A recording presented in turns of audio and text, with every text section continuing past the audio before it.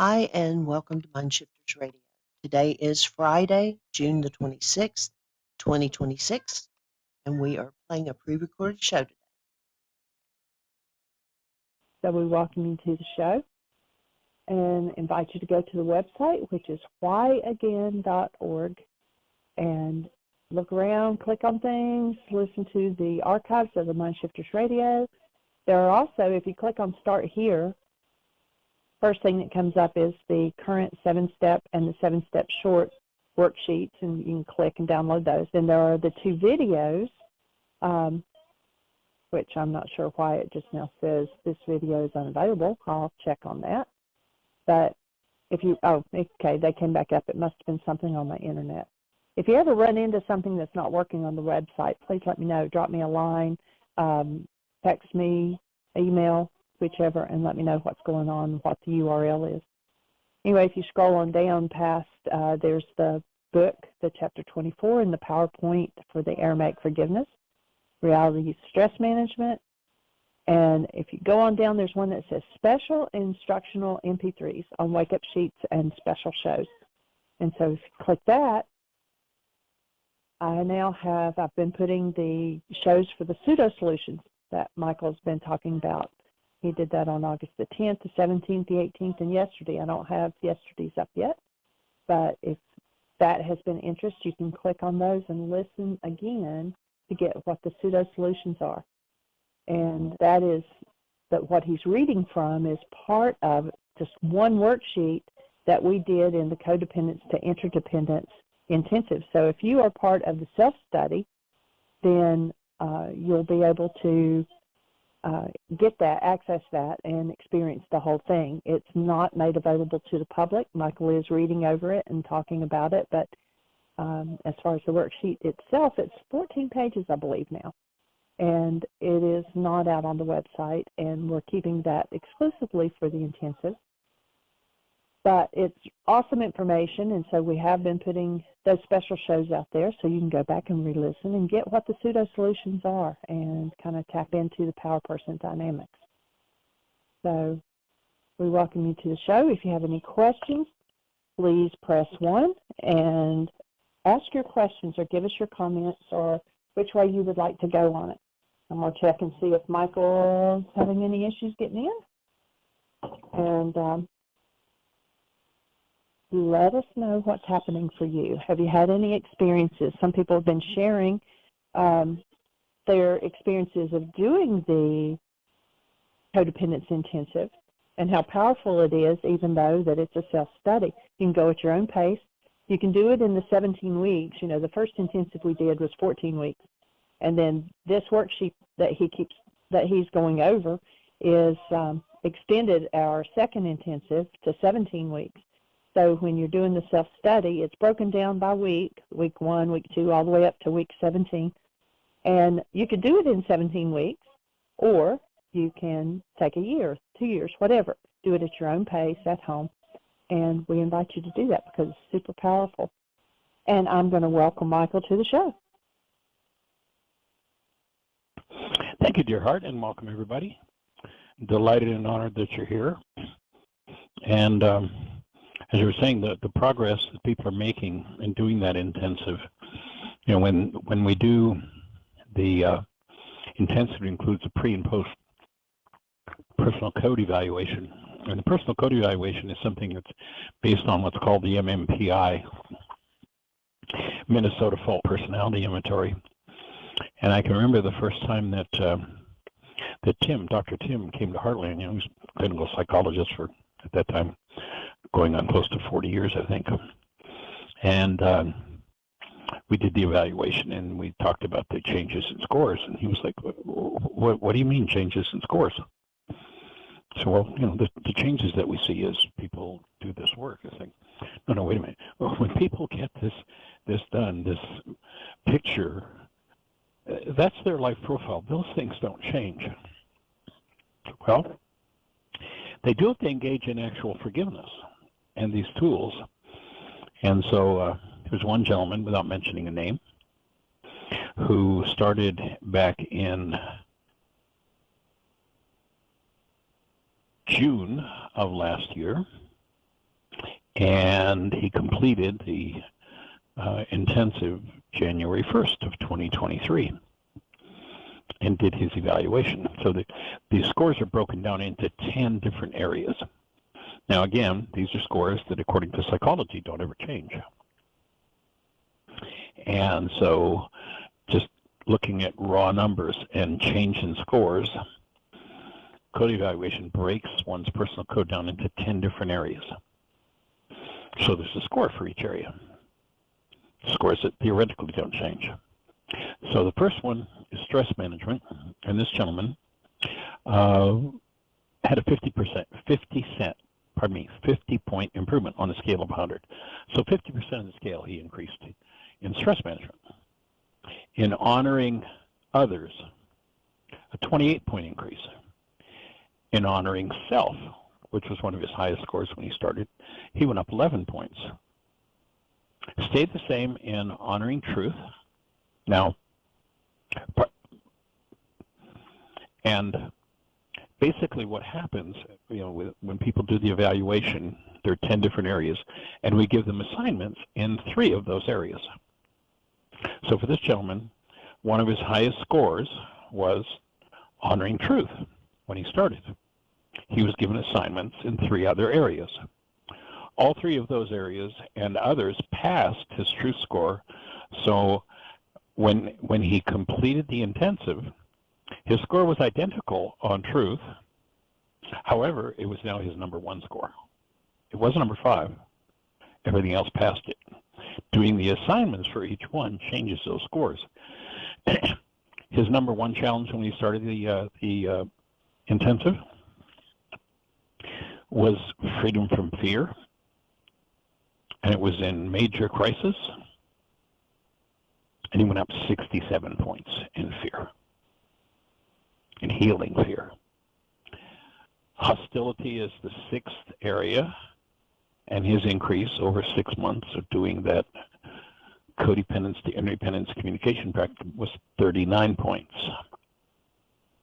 His highest score was honoring laws of living, and that's basically seeing oneself, or comes from people tend to see themselves as victims. His score went down just 6 points on that. So it was his highest score, went down a negligible amount, but again, everything else passed it. So then that score on honoring laws of living became his number 2 challenge when he completed the course. So when you do the post-evaluation, you know exactly how effective your work has been because you can see the change in your scores. His nutrition, digestion, toxicity was his highest score when he started, and it stayed exactly the same. It was almost off the charts. It couldn't go anywhere. It was almost at 100. Use of will went up 22 points. And then validity or consistency, one of the scales on the evaluation. If you've ever done the evaluation, you'll remember that when you did it, there was a question right there at the beginning. And then you got to the same question toward the end, and you're like, well, they already asked that question. Why are they asking it now? Well, the way that it's set up, it's couched in certain questions that will tend to have certain brain cells firing. And if there's a tendency for people to be double-minded, where, today they're answering yes to this, and tomorrow it's no, and the next day it's yes, and the next day it's no, where the consistency of mind is not there. That was one of his highest scores when he started, and he went up 15 points on that, almost off the scales. So the reliability of his mind once he's moving somewhere just improved by 16 points and almost up at 100%. So that kind of gives you an idea of the kind of changes that can happen. And, when psychology says those scores can't change, and then you see them changing by 30, 50, 60, 70 points, it's pretty amazing. We've seen people, we had one gentleman who came to Heartland, this goes back very early days, 32, maybe 33 years ago. And he was in crisis university. He was a former vet and had what they call PTSD. And his first evaluation, he was in crisis in virtually everything. And when he completed summer, he actually stayed for the whole summer. almost every one of his scores was up in the 90th plus percentile. It's just, if you have the tools, you can change the content and the flow of this thing called the mind. And lots of people have what are called mental disorders, diagnosed with mental illness. And when you start removing the thought disorders that reflect as what they call mental illness disappears. So we were talking about anesthetics and uncovering, let's see, I'm looking for,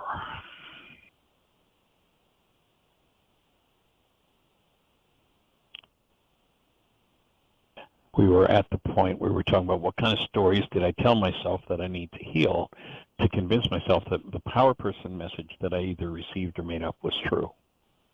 Things like, I'm so stupid, I deserve to suffer, I'm a bad person, I deserve what I get. Those kinds of messages. What did I have to tell myself about myself? So we asked the question, it's actually step 10 in the new Power Person worksheet. What stories did you tell yourself about your power person to convince them that what they told you was true?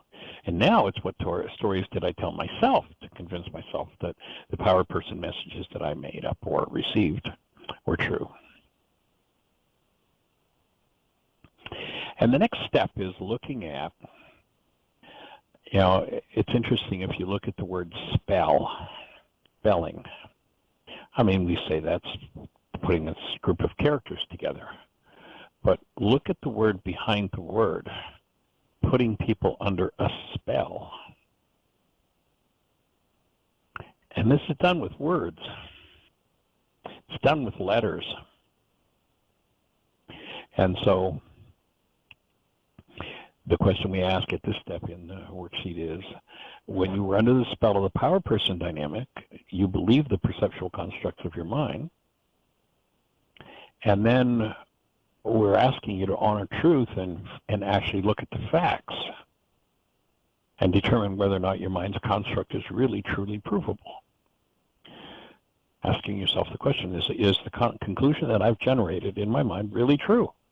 And ask yourself, and the whole idea of this worksheet, the whole idea of the codependence to interdependence, communication, practical, intensive, is to unwind the thought disorders of the mind related to the power person.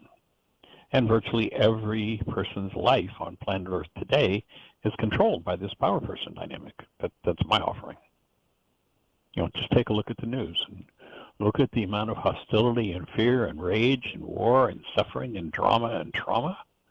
That's all power person stuff.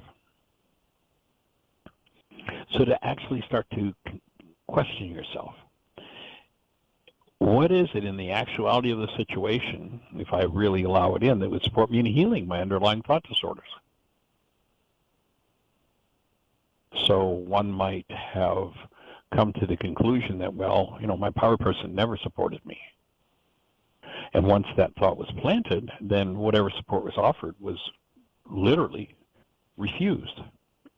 And so now the question's being asked, if I tell myself the truth, were there ways that I blocked awareness of how they supported me, how they were true to me? And the request is to start to look at alternative realities, the one your mind is generating. And the idea here is to escape from the generationally patterned tendency to generate realities about self and others that are based in hostility or fear. So, you might move into something like, I'm experiencing an old pattern here. I got it, man. I've been through this 87 different times with 42 different people. Maybe it's time for me to forgive my part in this.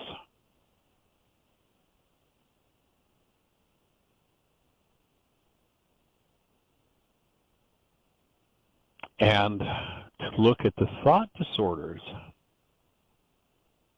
start to look at the emotions going on in your world, identify your emotion.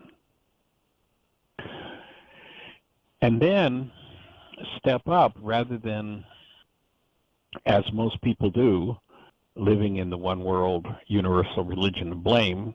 You made me feel mad. You made me feel sad. You hurt me. Rather than living in that, stop and ask yourself the question. And it actually refers back to an earlier step to look at something you did earlier. And identify your emotion, and then let yourself become aware of the thought you used to create that emotion.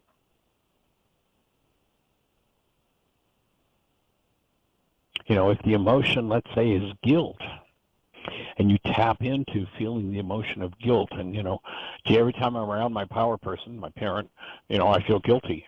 They make me feel guilty. It's like, no, you have thought disorders that create guilt, and of course, if they're related to your power person, whenever you're around them, those thoughts are going to tend to move.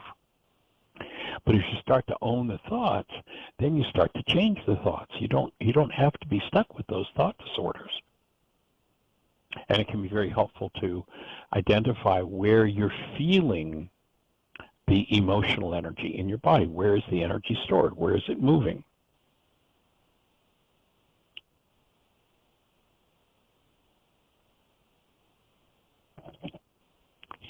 Then we move forward to looking at any form of fear or hostility-based messages and take responsibility for having given fear and or hostility-based messages to others or to self.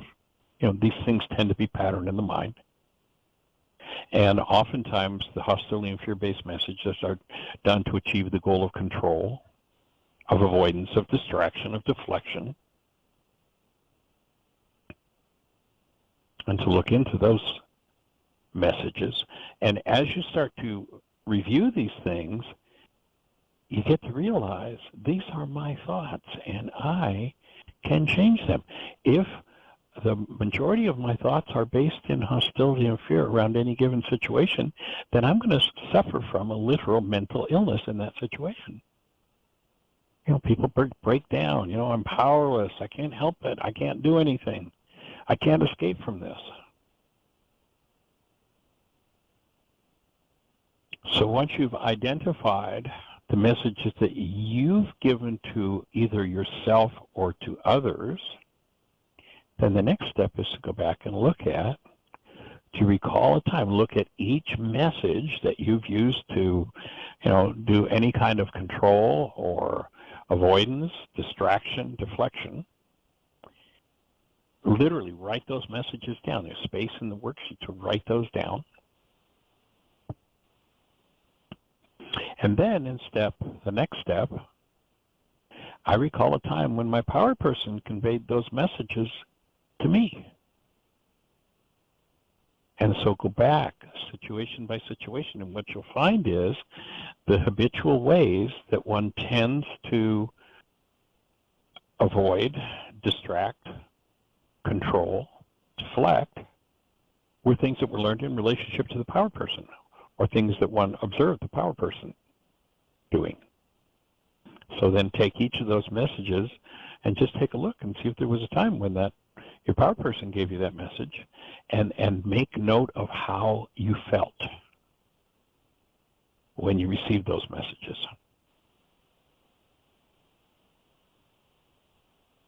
Then we move into what, in general, did I perceive my power person's needs to be?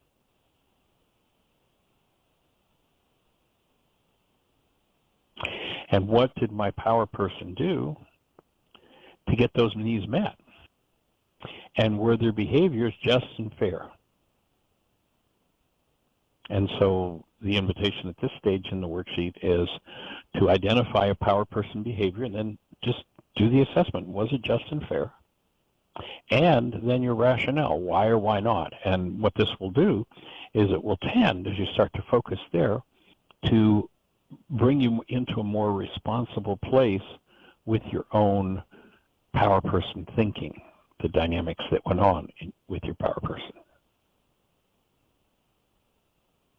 And then ask yourself the question, have I ever exhibited any needs similar to my power person?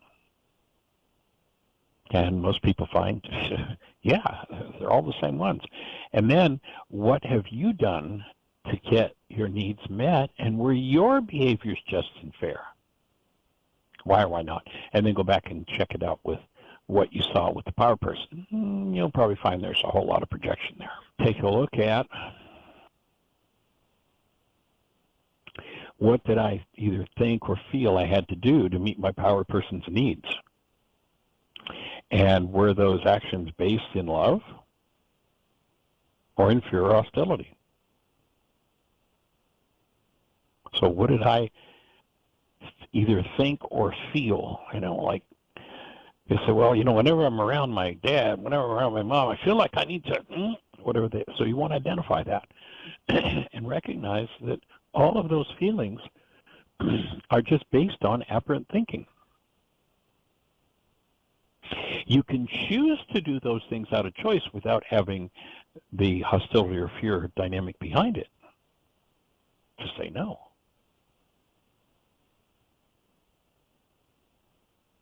The next stage in the worksheet is to start to look at, was there ever punishment from your power person?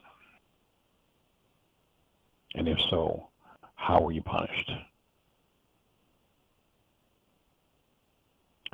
And to really look closely, we're unwinding the way that your mind generates realities around your power person, and the realities that tend to drive you when you become ultra stressed. This is what it will allow you to unwind.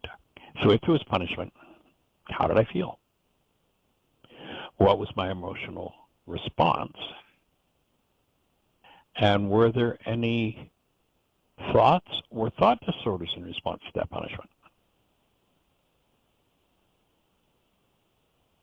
If you talk to average psychologists today, they'll tell you that 90 to 95, maybe as much as 98% of our thinking is unconscious.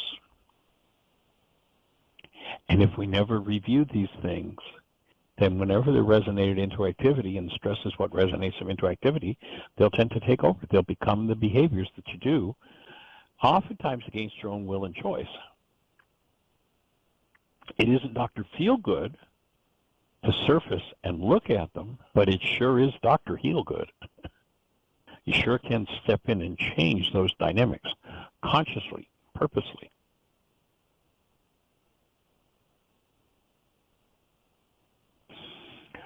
And then the worksheet invites you to take a look and see if you've ever done any of the behaviors, including the punishment, that you observed your power person using to get you to achieve the goals they had for you.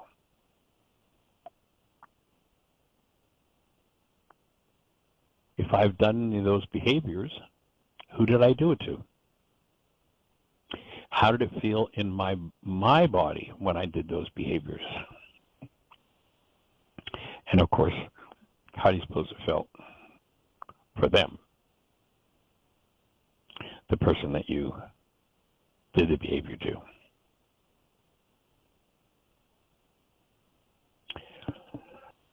Did you have to give anything up in order to meet your power person's needs?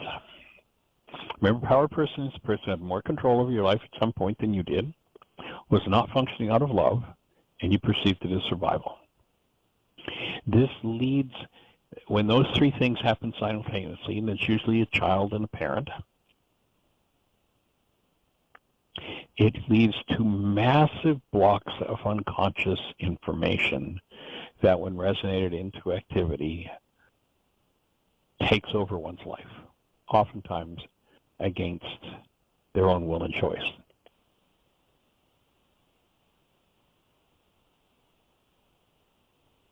And the tendency is for these things to be replicated. You go back to the Aramaic language, and you hear their understanding of what's going on. You hear them say, look to the lives of the fathers, for ours are but a shadow of theirs upon the earth. And of course, we're not just talking about the male parent. It's look to the lives of the parents.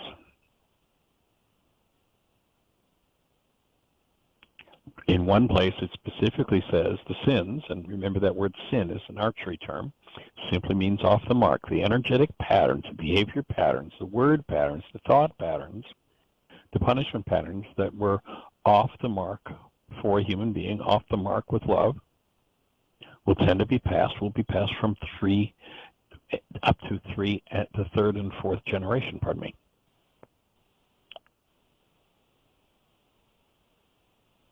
And so as you review those things, especially if you do the forgiveness work that empowers you, or I should say more correctly, uncovers the empowerment that is already in you. You already have everything you need within you. The teacher that's going to show it to you is within you. It's not out here in the world.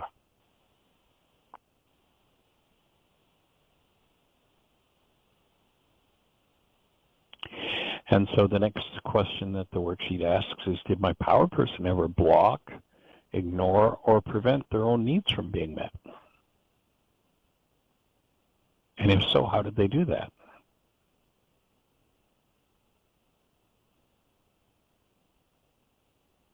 And then, have you ever done the same? Take a look at whether or not you blocked, ignored, or prevented your own needs from being met.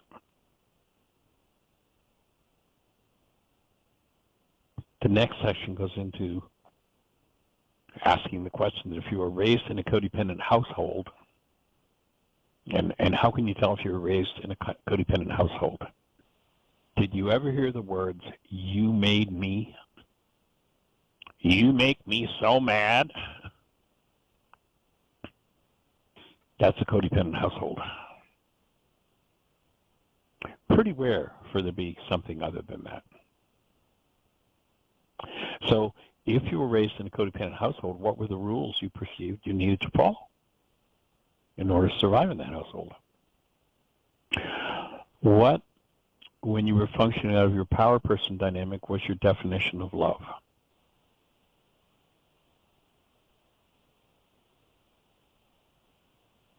And if your definition of love was something like, "I love you, do you love me?" then know that you're not talking about love at all, because the essence of human life is love. It's a noun. It's a state of being. It's who we are. What we're looking to do with this work is to uncover, to support each person in uncovering the truth of their being as love and coming into direct, full experience of that. And if you look at the definitions of love that you learned in relationship to your power person, how's that impacted your relationships? How's that played out for you? How's it working for you?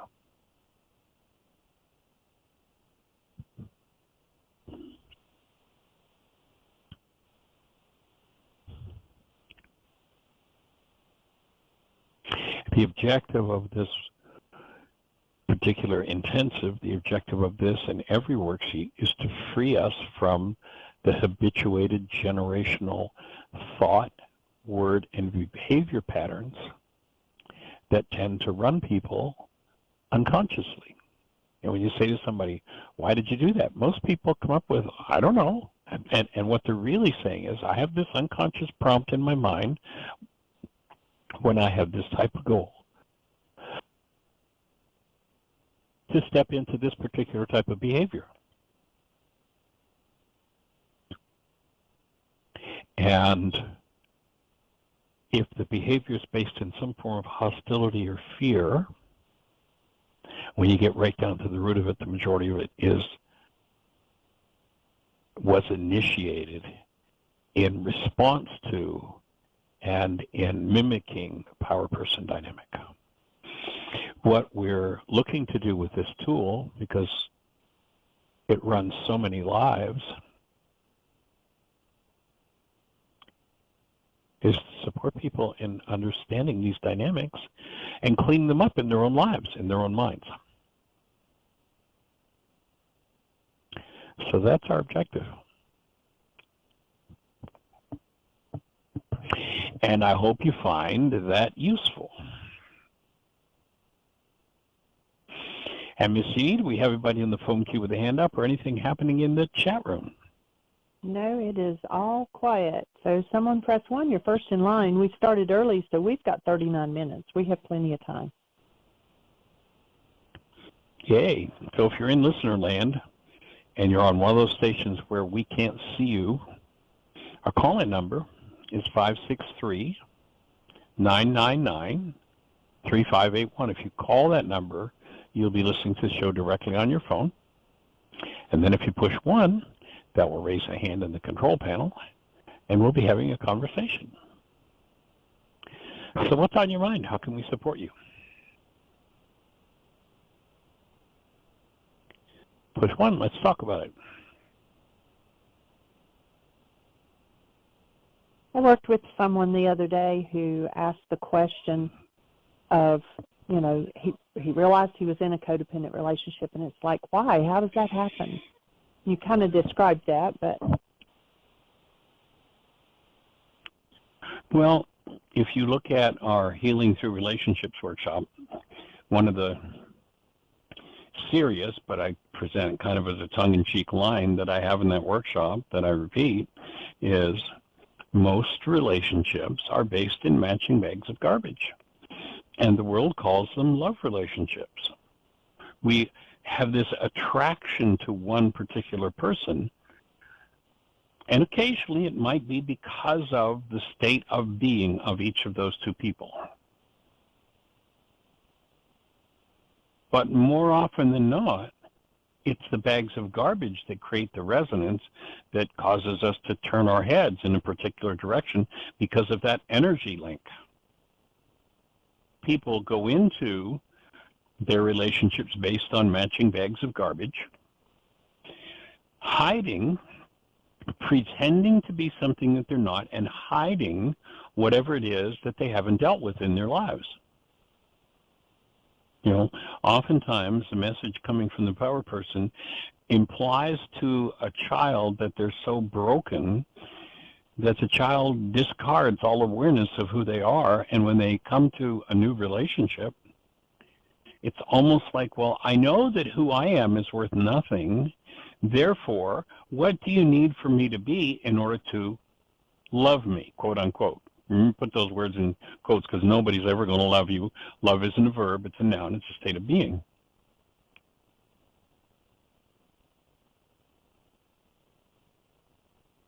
So when one has bought into the idea that who they are has no real value, then they think that approval is love.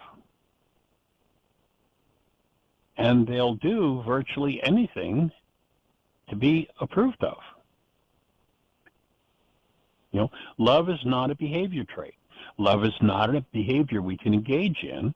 It's the essence of being a human being. And saying, I love you or I love myself is one of the most fundamental mistakes that we can make as human beings. And that might shock some people. But when most people say the words, I love you, I mean, you know, look at people who come together, oh, I love you, I love you, I love you, please marry me, now we get married, and then it isn't long before the honeymoon is over, and what has happened? What was called love is now turned to hate. It wasn't a relationship based in love, it was a relationship based in matching bags of garbage. I mean, it's so common that we have a saying for it in the culture, the honeymoon is over. What does that mean? Well, when they talk about love, we're talking about approval rather than attraction based in the truth of who we are. I'd offer it's an important, though subtle, truth to integrate, realizing that love is not a behavior trait, not a behavior you can engage in, not something you can get, not something you can do, not something you can give or get from another. It's our created essence. It's a state of being. So you can't love someone, you can't love self, because love is a noun. It's not a verb. When somebody tells their minds, be loving, my mind tries with the experiences and many false beliefs that it's acquired through 1,000 generations to guide me to being loving. Now, hold a newborn child And notice when you tap into the essence of that newborn that you're tapping into love, and the child's not loving you, the child is love. You listen to all the insane definitions of love.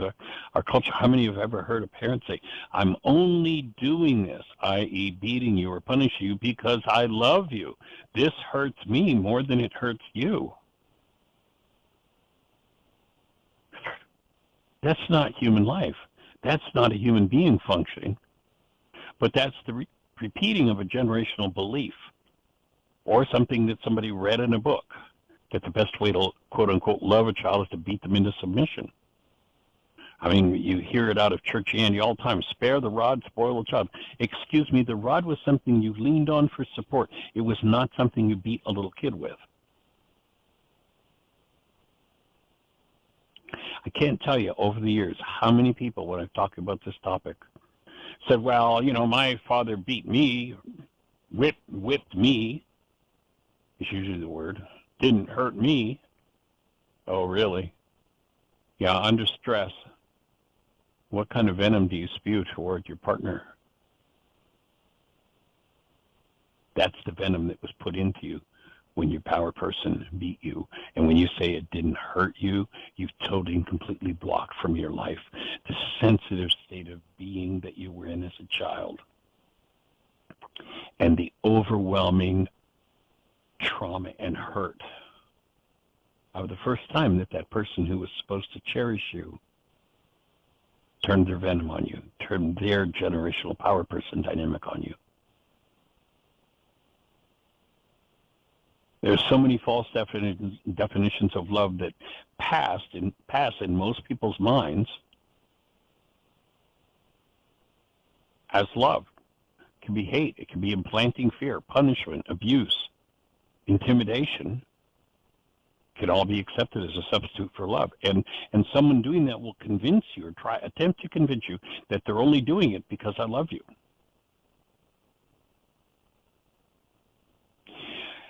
If one takes on the goal of realizing themselves as love and then sets goals for the mind to support them in functioning out of love, to be love, then that person could never get lost in such an error as the culture puts out there.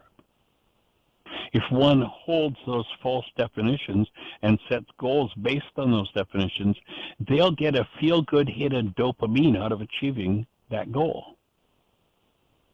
Because when you achieve a goal, you get an internal reward, this hit of dopamine.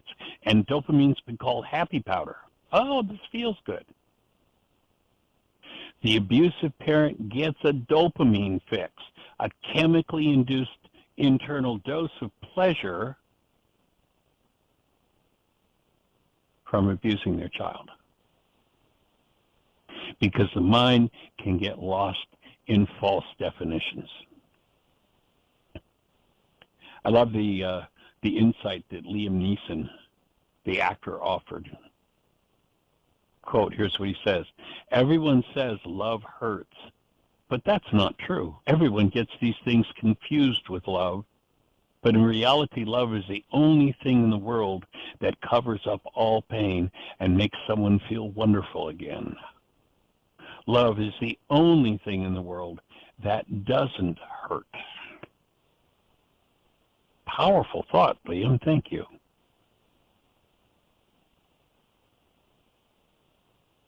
My offering is that when you tap into the truth of who you are as love, it is the active presence of love in you that is the light in which truth becomes visible.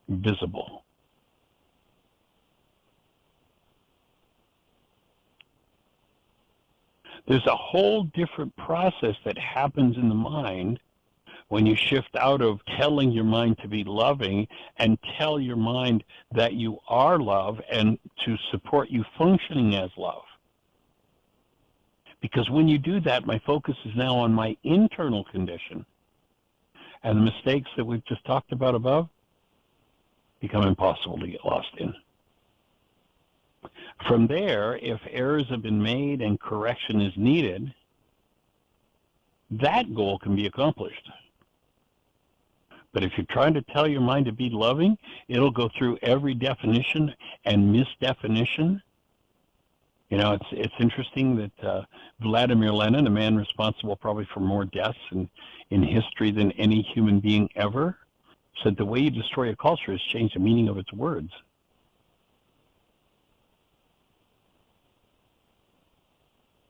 So when you are asking your mind to support you functioning as love rather than be whatever aberrant definitions perhaps are already in your mind,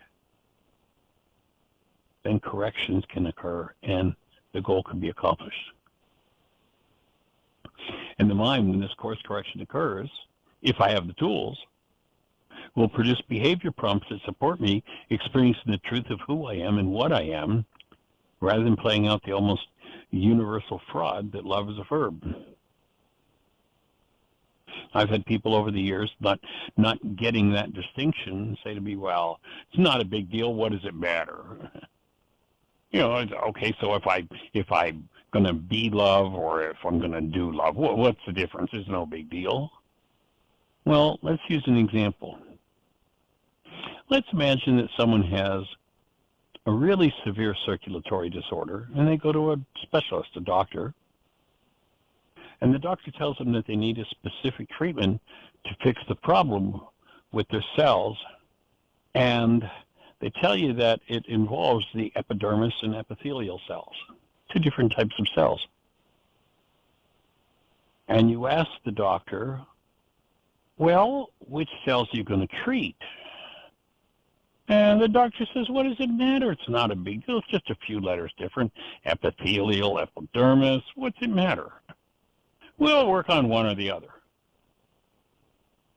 How long are you going to hang out with that doctor? Be careful hanging out with people who tell you to be loving. And watch how, as they profess their quote-unquote supposed love for you, when the stress is up and the chips are down, what kind of energy they point at both themselves and at you.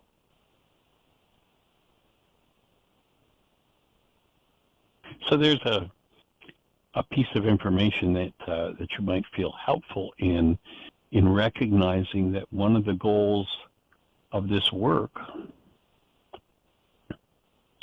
is to tap into that active presence of love, that state of being, and rather than setting ourselves up for failure by attempting to do love, then get your mind to support you in moving in the direction of recognizing the truth about yourself and undoing any false self. You remember Yeshua says, in order for you to live, you've got to die. So the work, the underlying work of this particular body of information is to learn to forgive, that is, remove anything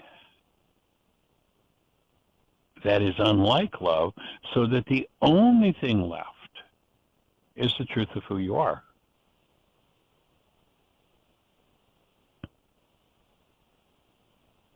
You have a hand up. You know, the Greeks tell us that Yeshua told us to love one another. He never said it. If you force that Greek imposed meaning into Yeshua's mouth, it leaves you stuck in an error upon which most of our other errors rest. Following the Greek idea, we try to do love, which is impossible. The command in Aramaic was worlds apart. It was to be love. One command leaves people striving to do the impossible. The other, the Aramaic, explains something achievable. And people who want to nullify the words there, remember that Yeshua says, the power of life and death is in our words. Accurate words are important. Jeannie, you've got a thought for me? We have a hand up. Awesome. Let's say hello to our caller.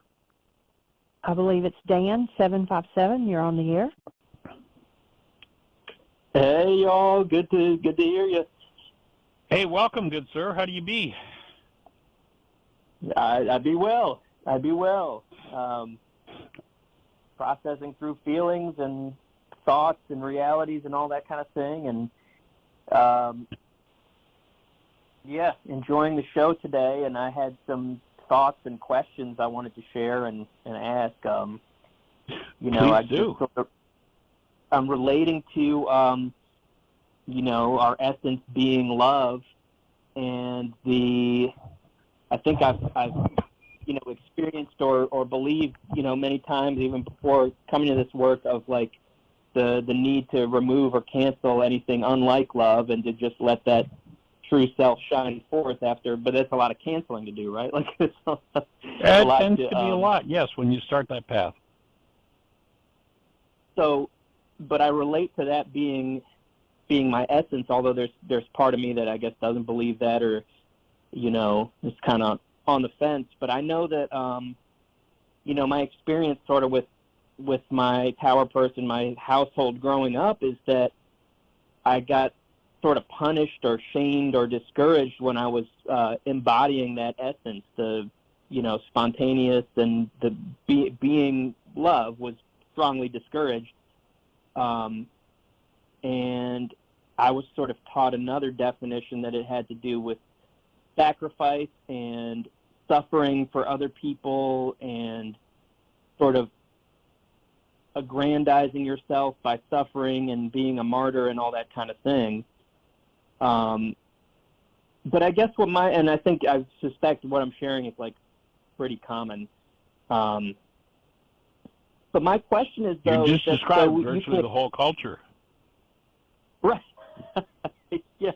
So it's just, my brand with some subtle variations or whatever, but it's pretty much all of us, right? So, I have these memories and this pain inside me about being love, and then being really sharply punished or humiliated or shamed for that or discouraged, and so the things I get kind of hung up on is I've done a lot of I guess healing or uncovering or digging around or remembering or therapy, all kinds of stuff, to recognize that I did suffer different kinds of abuse as a child, and I was taught things that were wrong. But I also don't, I want to recognize that I was in a way a victim of that, but I also don't want to fall into blaming my power person and my context I grew up in. Does that make sense? It's like I've kind of struggled on where is the balance there. I mean, what I've sort of come to is 2,000%. So I'm an adult now. Go ahead. No, I'm just affirming that 2,000%. If you get into the blame game, then probably what you're doing is replicating what your power person did. Was when they didn't want to be responsible for what they were experiencing, and then they blamed you. Look at you, kid. You make me so, whatever it is. And correction needs to occur. Correction from a connected space of love and responsibility. It's not about, I'm going to blame my power person. I'm looking at, you'll notice as I've been talking about it, that it's the message that was received from the power person or made up by me in response to the power person, because oftentimes it's a self-imposed thing. It's like, out of the content of my mind, I made this message up, and it's not something my power person ever even conceived of sending to me. But I project it, and that's where the forgiveness process comes in, and collapsing into, using the tool of forgiveness to collapse into oneself, to remove those dynamics rather than assign blame to somebody because we happen to either experience it with them or make it up through our interaction with them. So would it, just sort of trying this on, would it be reasonable to say, I've got to recognize what I experienced as a child, where my learning came from. However, I am responsible for the realities I carry in my mind, and my interpretation or what I experience, whatever I'm carrying around, is mine to clean up. Is that kind of like we see it clearly? We're not pardoning someone else. We're not ignoring that, and we recognize the pain and suffering we may have gone through, but it's in our mind. It needs to be cleaned up by us, today with forgiveness tools. Would that be accurate? Precisely. And okay. You may choose to pardon someone. You may look at, gee, I can remember this event that happened, and what my power person did was absolutely ridiculous, insane, off the mark. I can acknowledge that, and I can choose to pardon them. So I recognize, Mom or Dad, what you did, or big brother or neighbor down the street, that what you did was really off the mark, and I'll pardon you for that. And now I realize that my forgiveness work begins. Now I'm going to go inside myself and undo the effects of that interaction that impacted me so powerfully. Right, because they have painful realities too, and I don't, there was a time where I sort of came up with this story about, my power person was being vicious and wanted to destroy me, and someone kind of pointed out, well, that's how your mind made sense of what was going on, but that doesn't mean that that's what their reality is. Probably more like doing something to try to survive emotionally. Right, exactly. Or pass on the family tradition, which oftentimes, sadly, is based in, abuse. Yeah. Yeah, and I mean, to me, it was sort of textbook. I mean, I recognize looking back, I believe that my role was, I was going to be the great hope for my parents, because if everything turned out right, then emotionally they would be rescued by me. But when I defied their expectations, it was like it was terrible. And I see how I carry that into relationships I have today.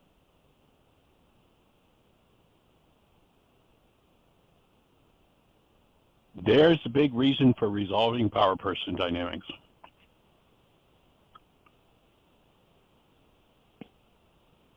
Yeah, seems to inform everything. Precisely. Yeah, when that content is held in the mind and resonated into activity by something that's actually happening in our world, then what the mind does, instead of being with what's actually happening in the world, the mind goes to its default content, usually a power person dynamic, constructs a whole view of the world, a whole detailed reality, complete with sight and sound, and substitutes that construct in the mind for what's actually happening. Most people rarely ever experience what's actually going on in the actual world. They go from one reality to another, never realizing that their mind is constructing a world out of unresolved power person dynamics.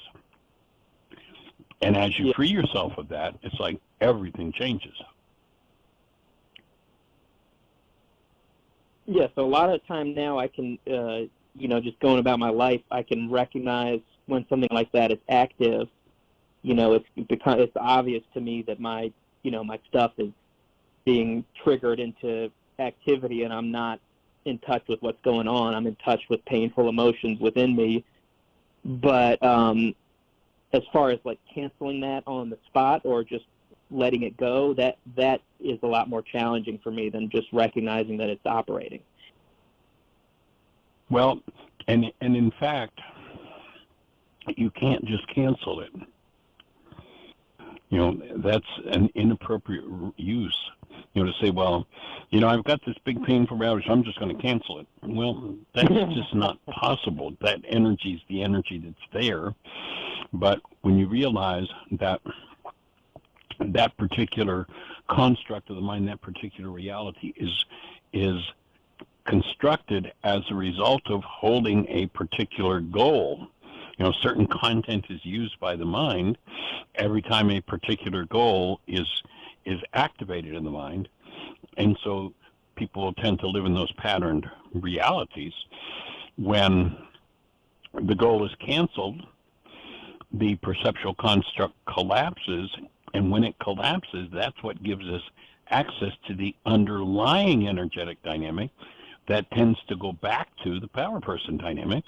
And when I bring that forward in the presence of love, it dissolves. When I bring that energy directly into direct awareness, rather than projecting it into my brain's image of someone else, that I bring it forward directly to the presence of love, then it dissolves in me and I'm freed of that dynamic. And I certainly understand why the Greeks turned forgiveness into, okay, I'll let you off the hook for the pain that's happening inside of me, rather than, I think I'll go in and delete the pain that's inside of me. In the first century Aramaic language, the tool was being offered for, you're in pain? Oh, okay, here's how you delete it. Here's how you remove it. Here's how you forgive it. The Greeks came along and said, well, no, you don't want to be responsible for that. You don't want to know that that's yours. Just tell your neighbor it's their fault and let them off the hook. Forgive them for it. And so, it's been turned totally backward for centuries. And it's almost universal. I know when we did some work in the Spanish community, the word for forgive in Spanish is pardon. Right. It's all about pardoning rather than actually collapsing one's own perception and cleaning up the underlying content of the mind, which has been going on for generations and generations. And when we do that, it leads to the dissolution of what people think of as self. And that can be a scary step in the process. Because that self, that false self based in the power person dynamic, bears no resemblance to the truth of who we are as love. And yet, most people will refuse to go there. Go ahead. Is that why I feel like I'm dying a lot of the time when I get intensely into this work? I have these... Exactly, yes. It is experience when the false image of self, the non-being self, begins to crumble for most people because there's terror under that false self. They go into terror, and it is experienced as a very real death. You go back to Yeshua in the Aramaic, and he talks about, in order for you to live, you've got to die. He's saying, in order for the true being that you are to live, that which you thought you were has to be dismantled. It has to go. And many times it's experienced as a very real and very traumatic death experience. Well, I've had that feeling a lot of times, but it's escalated since I've, gotten really into the worksheet process here recently. And, I was just out for a walk earlier, and I was like, I feel like everything's falling apart, and like my consciousness really, and I'm able to see that that's not as terrible a thing as I think it is, but it's scary and painful though at the same time.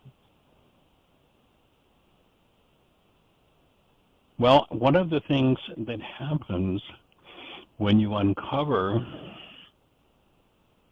the energetic dynamics of the past is that experiences that were at some point in the past painful are recalled.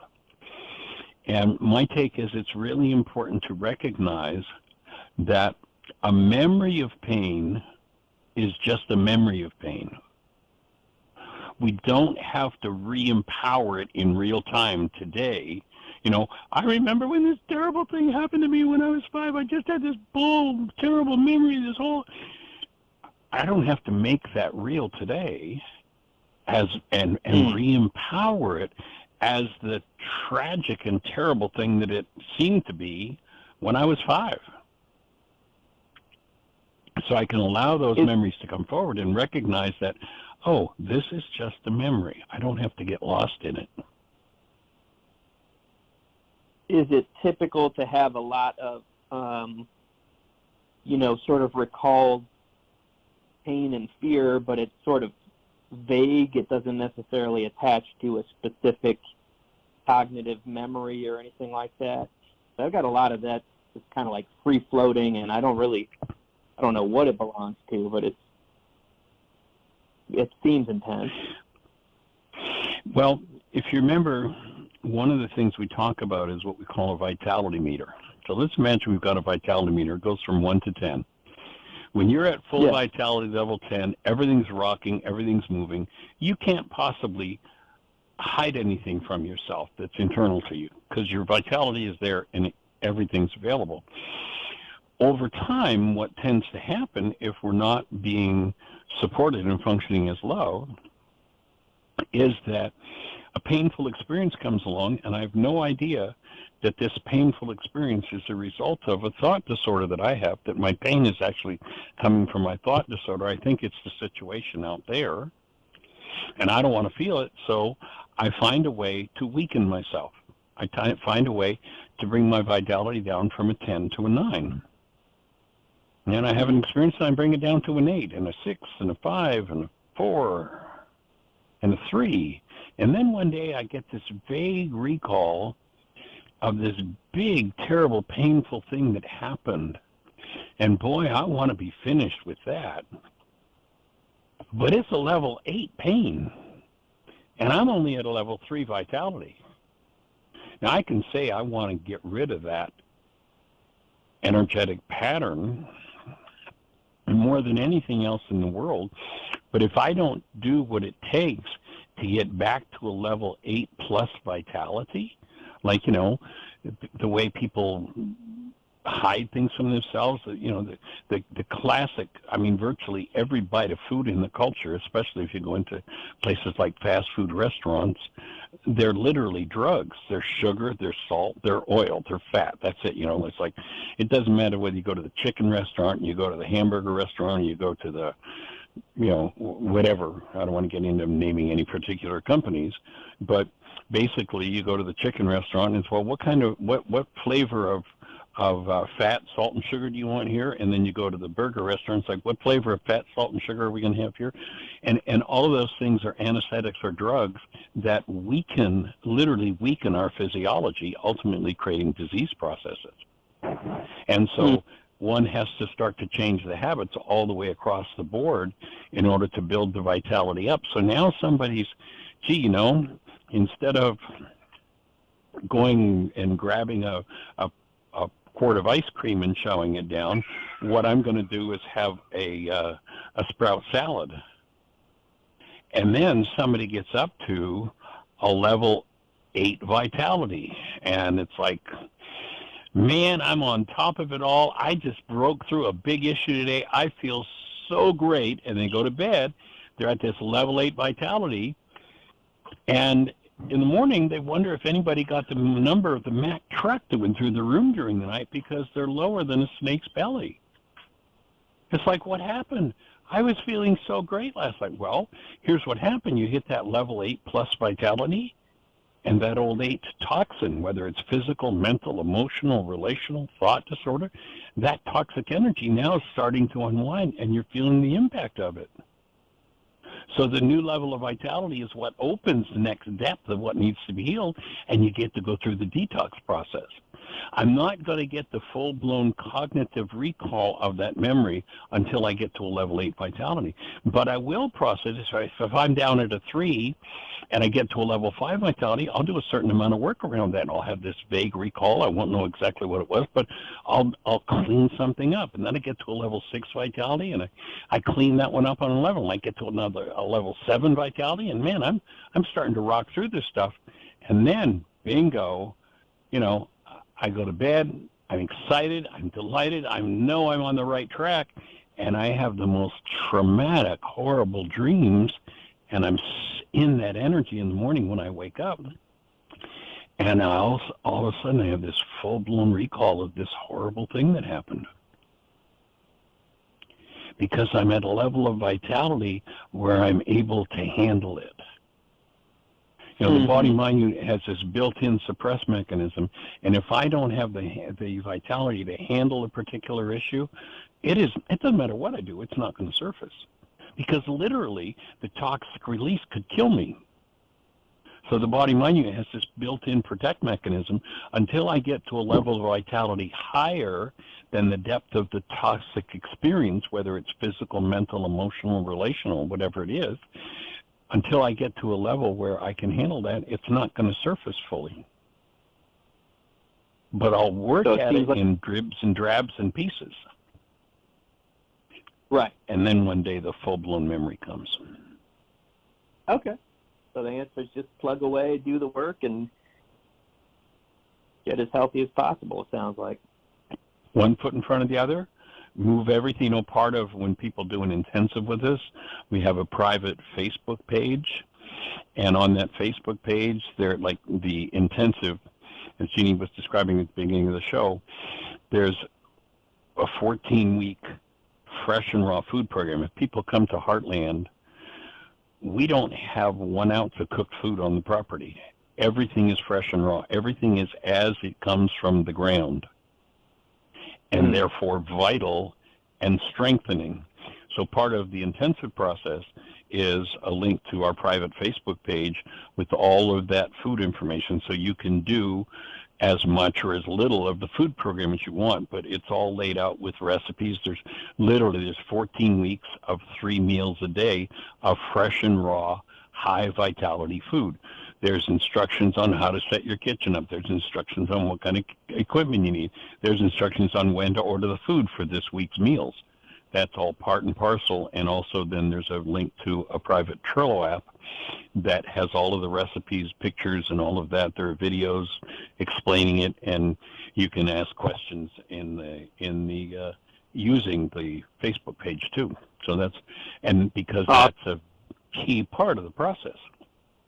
If people keep eating the same junk, you know, what kind of salt, sugar, fat are you going to have in this meal? Then the vitality meter doesn't move, and people don't get the process very much.